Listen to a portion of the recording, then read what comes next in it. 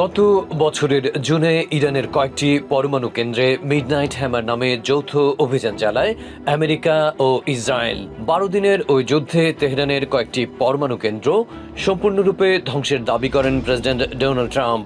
জানান বিশ্ব এখন মুক্ত। কিন্তু গত বছরের শেষ দিকে ওয়াশিংটন যান ইসরায়েলি প্রধানমন্ত্রী বেঞ্জামিন নেতানিয়াহু। এরপর থেকেই দৃশ্যপটে নতুন এক ধোঁয়া ওঠে। বলা হয় ইরানের ক্ষেপণাস্ত্র কর্মসূচিও গোটা মধ্যপ্রাচ্যের জন্য হুমকি। অতএব দেশটির সমৃদ্ধ ক্ষেপণাস্ত্র প্রযুক্তিও নিঃশেষ করে ফেলতে হবে। স্টেট অব দ্য ইউনিয়ন ভাষণে খোদ প্রেসিডেন্ট দাবি করেন তেহরান এমন মিসাইল তৈরি করছে যা আমেরিকার মাটিতে আঘাত হানতে সক্ষম। এর মাঝে ওমানের মধ্যস্থতায় সুইজারল্যান্ডের জেনেভায় বিশেষ দূত স্টিভ উইটকফ এবং ট্রাম্পের জামাতা জ্যারেড কুশনারের সঙ্গে কয়েক দফা পরোক্ষ আলোচনাও হয় ইরানি প্রতিনিধি দলের। তবে তাতে কোনো ফল আসেনি, যে কারণে আশঙ্কা দেখা দেয় ট্রাম্পের হামলার হুমকি বাস্তব হয়ে দেখা দিতে পারে। এর মাঝে বিশ্বের সবচেয়ে বড় রণতরী ইউএসএস জেরাল্ড আর ফোর্ডও একেবারে জায়গা মতো পৌঁছে যায়।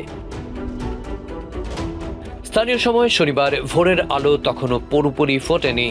ইরানের আকাশে হানা দেয় ইসরায়েল ও আমেরিকার এক ঝাঁক যুদ্ধ বিমান। চলতে থাকে নির্বিচারে বোমা হামলা। বাদ যায়নি স্কুল কিংবা বেসামরিক ভবনও। ঝরে যায় অর্ধ শতাধিক শিক্ষার্থীর প্রাণ। ইরানের পশ্চিমাঞ্চলের শতাধিক গুরুত্বপূর্ণ সামরিক স্থাপনায় হামলার দাবি করেছে আইডিএফ। ইসরায়েলের প্রধানমন্ত্রী বেঞ্জামিন নেতানিয়াহু এক ভিডিও বার্তায় তেহরানে ওয়াশিংটন তেল আভিবের একযোগে বিমান হামলার খবর দিয়েছেন। বলেছেন মূর্তিমান হুমকি মোকাবেলায় এই অভিযান চালানো ছাড়া কোনো উপায় ছিল না। অন্যদিকে প্রেসিডেন্ট ট্রুথ সোশ্যালে এক ভিডিও বার্তায় ঘোষণা দেন ইরানের বর্তমান শাসকদের উৎখাতে বড় ধরনের সামরিক অভিযান শুরু করেছে আমেরিকা। সন্ত্রাসবাদে বিশ্বের সবচেয়ে বড় পৃষ্ঠপোষক হিসেবে দেশটির সর্বোচ্চ ধর্মীয় নেতা আয়াতুল্লাহ আলী খামেনি ও তার অনুসারীদের উল্লেখ করেন তিনি।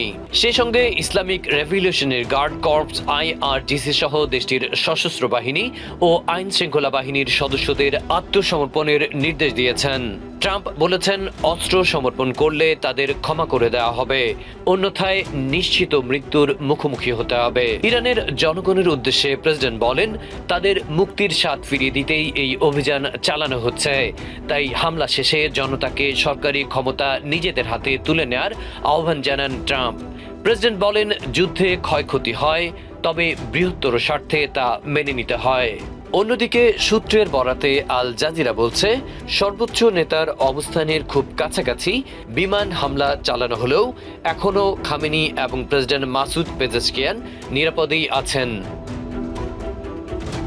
Adib Mohammad, TV24 news desk.